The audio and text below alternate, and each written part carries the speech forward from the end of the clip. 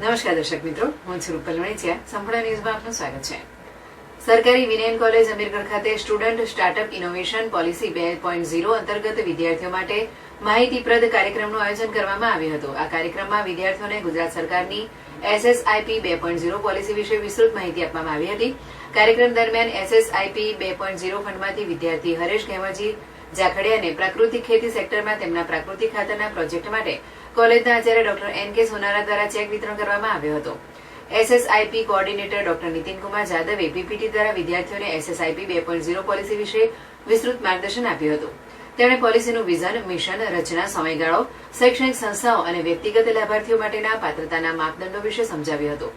વિદ્યાર્થીઓને project management unit, નાણાકીય સહાય માટેનું માળખું, શૈક્ષણિક સંસ્થાઓ અને વ્યક્તિગત લાભાર્થીઓને મળતી સહાય તેમજ ભૌતિક સંપદા અધિકાર વિશે પણ માહિતી આપવામાં આવી હતી. સાથે જ ગ્રાન્ટ મેળવવાની પ્રક્રિયા વિશે પણ સમજ આપવામાં આવી હતી. આ કાર્યક્રમમાં કોલેજના કુલ 112 વિદ્યાર્થીઓએ ભાગ લીધો હતો અને કોલેજના તમામ અધ્યાપકો પણ ઉપસ્થિત રહ્યા હતા.